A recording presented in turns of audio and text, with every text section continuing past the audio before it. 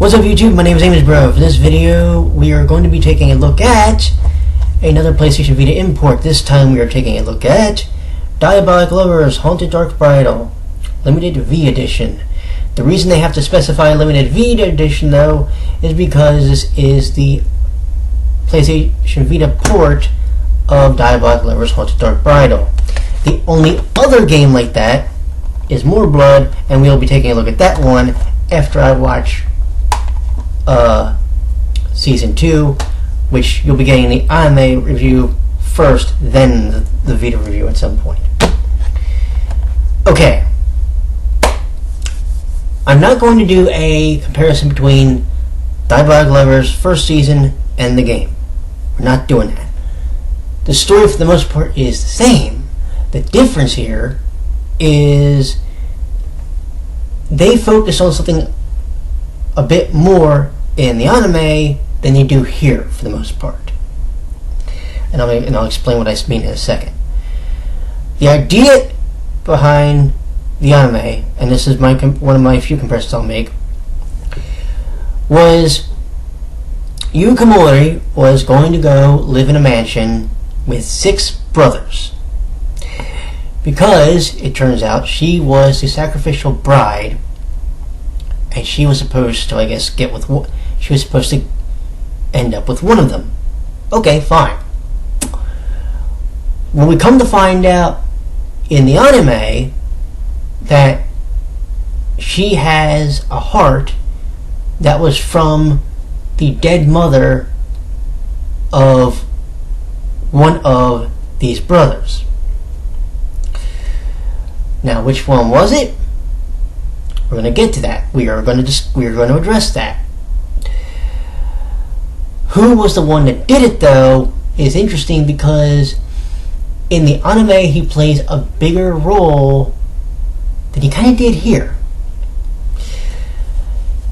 To explain what I mean, let's get going. So in Haunted Dark Bridal, you play Yui Komori. You have to pick one of the boys that you want to go with and try to win their heart. Or literally, as it reads in the English translation in the back, can you hold his heart? Now, when the game starts, you can only pick from one of 3 characters to end up with. And oddly enough, the 3 are the triplets from one of the mothers. Her name is Cordelia. One of them is this gentleman right here. His name is Ayato Sakamaki.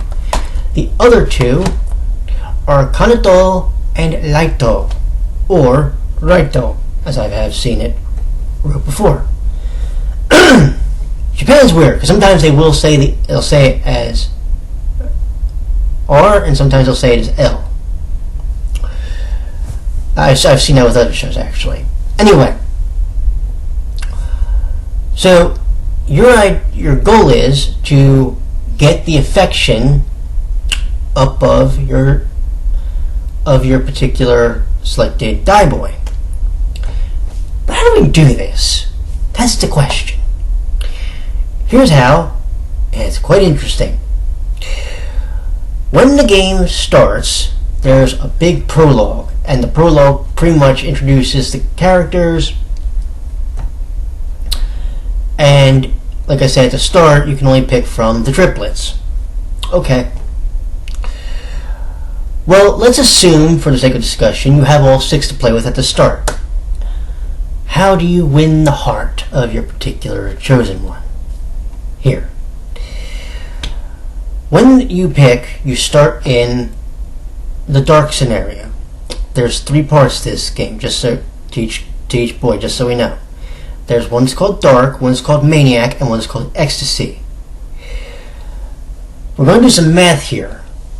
You have to get your particular die boy's affection up to 90. I'll explain how we do that in a second. And we have to get another meter up to 60 to get the true ending. But how do we do this? Alright.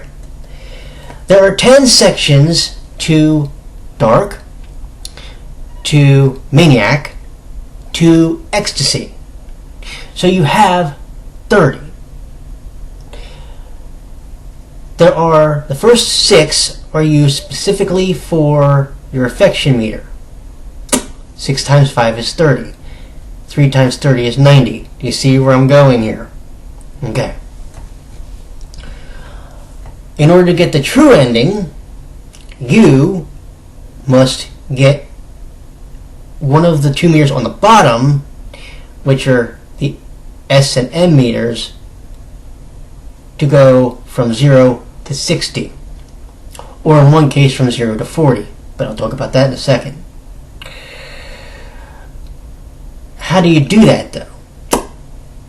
Parts 7 through 10 are specifically designed for those 2 meters. In order to get the true ending, you must go 90 and 60. In order to get the third ending in the game, going through Maniac, you must get at least 20 points on the S meter. And to get the second ending, you must get 40 points on that meter by the time you finish Ecstasy. So, there you go. And basically what it'll literally look like is you'll have 90 affection, but you'll have 40 in the S and 20 in the M. Or, if you're going for the true ending, you'll have 90, 60, and nothing in the S. To do this, like I said, you must play 10 parts. 10 parts, 3 sections, there you go. There is a prologue and an epilogue to each one, and they literally will flow into each other. So you cannot skip from Dark to Ecstasy. You must go Dark, Maniac, Ecstasy. Okay? Each one of those, by the way, is worth a trophy, just in case you're curious. Each character also has a heavenly scenario, which you can play later, and those only have a prologue, 3 parts, and an epilogue. The only thing you're playing those for, though, literally, is a trophy at the end of the game, so don't worry about playing them yet. Now, here's what's interesting about the game. Each character, for the most part, starts really, really harsh towards Yui. Your job is to get them to really warm up to her by the time you get to the end of the game. And it's actually not that hard, especially if you use a guide. I'm going to do you this solid though. I'm going to give you one warning. The guide that I used actually had 2 answers backwards. On Maniac, the 10th section, you must choose the first choice in order if you're going for the true ending. If you're going for the third ending, you can click on the second one. The game also has another interesting mechanic at the end of sections 7 through 10 in every route. You will get a dialogue screen. 3 of the choices will be highlighted blue. 3 of the words will be highlighted blue. Your objective is to figure out what 2 words are correct and click on them. If you use the guide that I used, that'll be no problem. If you don't know what you're reading and you don't use a guide, you're literally playing blind. You might also get the really shitty ending, just so you know. Now, this game does, because it's called Haunted Dark Bridal, have the storyline with Cordelia in it. So the character Richter is involved. Alright, cool. There's just one thing. Richter, he does play a big part, because he plays a big part in at least 4 of the routes. But for the most part, he's not as confrontational as here as he was in the anime. If you remember, if you've seen the anime, there was a full-blown fight that broke out between him and the Sakamakis when they were trying to rescue Yui from Cordelia, because Cordelia had possessed her. Well, here we know this. Yes, it's canon that the heart that Yui has in her is Cordelia's. Yes, it is canon that Richter goes looking for her. Yes, it is also canon that a weapon was handed to Yui by one of the Dai brothers. So those three things which are key are canon. But here's where it gets tricky. Because of the fact they don't have Richter as heavily involved as you would have thought he would have been, because of the storyline, some of the stories don't play out like you probably thought they would have. And like literally, if I went and I broke down the anime to the game, the anime does certain things with Richter that this game doesn't. Now, is that necessarily to his detriment? I can't say yes, but I can't say no. Do you get what I'm saying? And the thing is, I like the game because I like the concept of she literally has this woman's heart in her, and it could possess her. And if Cordelia's spirit comes out, all hell's going to break loose. We know this. There's a couple other things though that are different between the anime and the game that I'm going to let you find out on your own.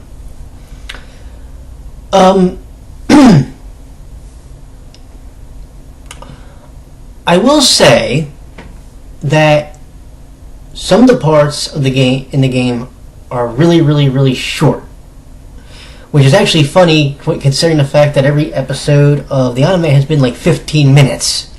No joke. I could probably sit down, and if I just straight watched both seasons and the OVA, I could probably finish them in one day. I wish I was kidding. But some are like really short, and even some of the endings are really short. If you catch my meaning. I will say this, I won't tell you what happens in it, but Reiji has one of the shortest endings, if not the shortest ending, in the game. I'm not kidding. Oh, and I don't know if I mentioned this, but there are 4 endings in the game. There's the first true ending. There's the ending you get for completing ecstasy with the S meter filling up. And then there's the third ending where you pretty much have it maxed out as high as it can go, which is 40.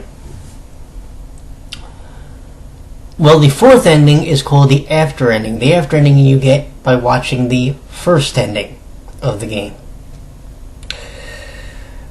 But here's what's really interesting. And I don't know what they were going for with this, and maybe it ties into the second game. We'll find out because we're going to be getting there soon. But they had this thing that popped up after the credits and after the ending song. Well, you saw this person, well, you didn't really see a person, but you heard a person walking down a hallway, and it looked like it was this tunnel that I think I remember seeing in the anime. But you never see the person's face. You just see the person walking.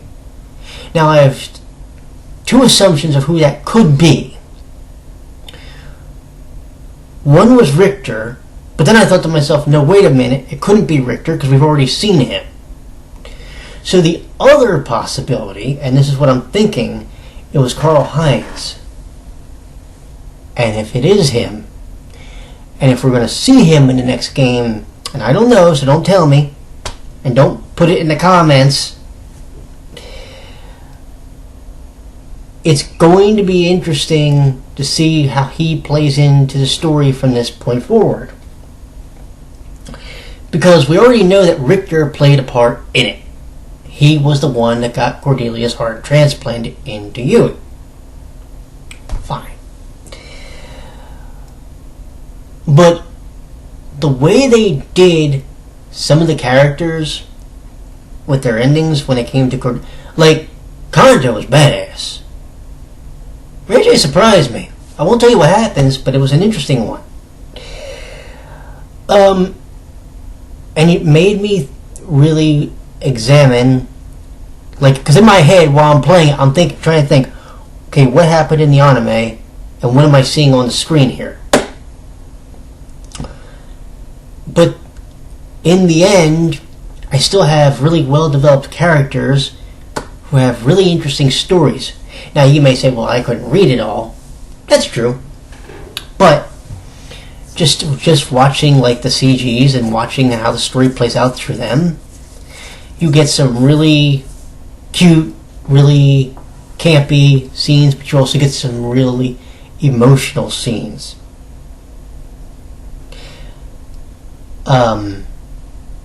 One of the CGs of Aito's after ending was actually really interesting because I didn't expect to see him the way he was in it. Let's put it that way.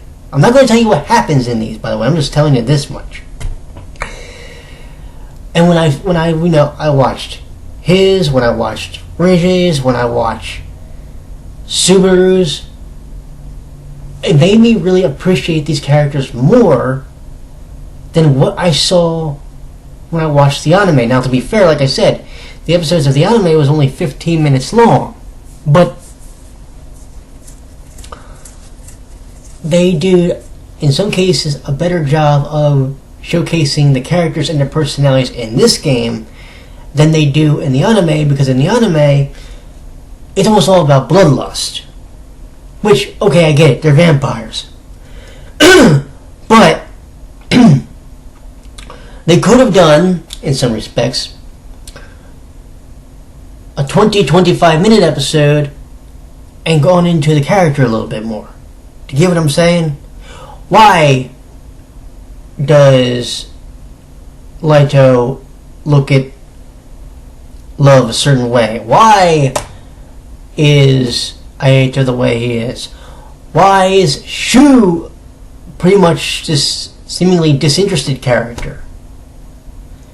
And the interesting thing about him, the person who voices him voices Cecil in Udapri, Kosuke Toriumi. And of course, it's funny because he's not bored. That's the way the character's supposed to be. But at times, it's hard for you to read his emotions. It's almost easier to read Rege's. Excuse me. And Shu's, oh my god. Subaru's. Subaru, I'm not going to tell you what happens in it, but you have to get to his second heaven scenario. It is one of the funniest things I ever seen.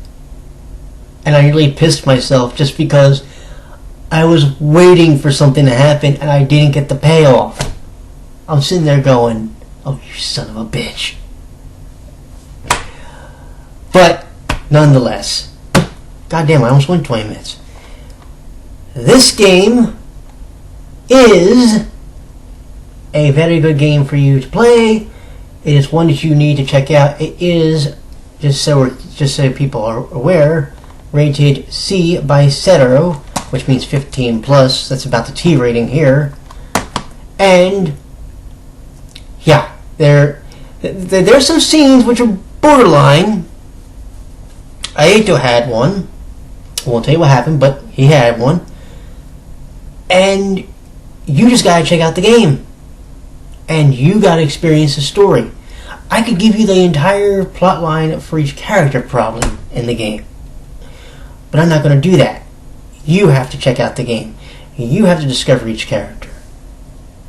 And what you're gonna find is the 6 sadistic Sakamakis, they're not as sadistic as you think. They were just raised in a really fucked up manner. And for that, I can give them a pass now.